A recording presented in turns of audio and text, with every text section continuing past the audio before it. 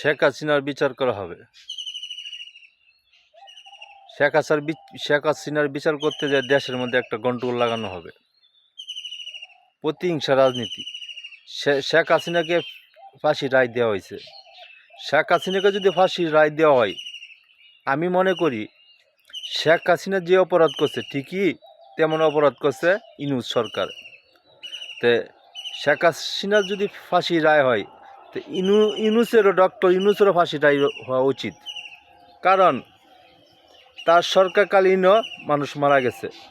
গোপালগঞ্জ আপনার সেনাবাহিনী 7 জনকে সরাসরি গুলি করে হত্যা করছে। পুলিশ হত্যার বিচার হবে না।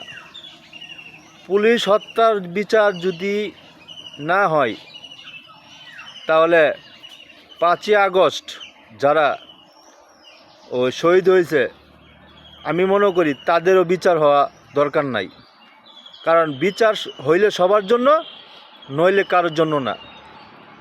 হইলে সবার বিচার করতে হবে, নয়তোবা সবারে মাফ করে দিতে হবে। ঠিক আছে, ক্ষমা মহান, ক্ষমা করলে সবাইকে ক্ষমা করতে হবে, আর নয়তোবা সবারই সাজা হবে, হোক শেখ হাসিনা, হোক ইউনূস, হোক সেনাপ্রধানের। যারা যারাই অপরাধ করবে সবারই সাজা হতে হবে, নয়তোবা দেশের স্বার্থে সবাইকে মাফ করে দেওয়া হোক এবং দেশে একটা শান্তি আনা হোক। হ্যাঁ, যাতে দেশের মানুষ সবাই ভালো থাকে। জনগণ কোনো সময় অশান্তি চায় না, ঝগড়া চায় না, তারা বিচারও চায় না। কাকে ফাঁসি দিবে, কাকে সারা জীবন কারাদণ্ড দিবে, এইগুলি কিন্তু জনগণ চায় না। জনগণ চাই দেশটা ভালোভাবে চলুক, জনগণ চায় দেশে একটা শান্তি।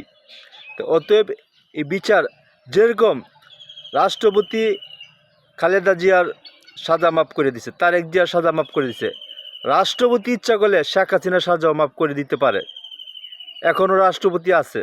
তো অতএব তাদেরকে যদি ক্ষমা করে দিতে পারে সে, শেখ হাসিনাকেও সে ক্ষমা করে দিতে পারবে, কারণ তার সেটা অধিকার আছে এবং তার ক্ষমতা এটা আছে, সে সেটা পারবে। অতএব বাংলাদেশের মানুষ এখন বুঝতে শিখেছে কোনটা অপরাধ আর কোনটা অন্যায়। অতএব আইন সবার জন্য সমান, কারো কারো ব্যক্তির জন্য নয়। পুলিশে যদি অপরাধ করা থাকে পুলিশের সাজা হবে। যারা জুলাই যোদ্ধা তারা যদি অপরাধ করে থাকে তাদের সাজা হবে, কারোর জন্য ছাড় নয়। কেউ যদি খুন করে থাকে সাজা সবারই হবে, নয়তোবা সবাইকে মাফ করে দেওয়া হোক, দেশটা সুন্দরভাবে ভালোভাবে চলুক, দেশে যাতে কোনো অরাজকতা সৃষ্টি হয় না, সবাই ভালোভাবে চলুক। মানুষমাত্রিক ভুল হতেই পারে, ঠিক আছে, দেশ চালাইতে গেলে ভুল ত্রুটি হতেই পারে। এর জন্য একজন ব্যক্তিকে সাজা দিতে যায় আন্দোলন করে হাজার হাজার লক্ষ লক্ষ মানুষ মারা যাবে, সেটা থেকে সব সাজা মাফ করে দেখ, মানুষকে নতুন একটা জীবন দেখ, যাতে ভালোভাবে চলতে পারে। পরবর্তীতে যদি কেউ অপরাধ করে তাকে আইনের আইনে সাজা দেখ, সেটা কেউ মানে ক্ষমা দৃষ্টিতে দেখবে না, ঠিক আছে। অতএব আমরা জনগণ চাই শান্তি, জনগণ চাই ভালোভাবে দেশটা চলুক,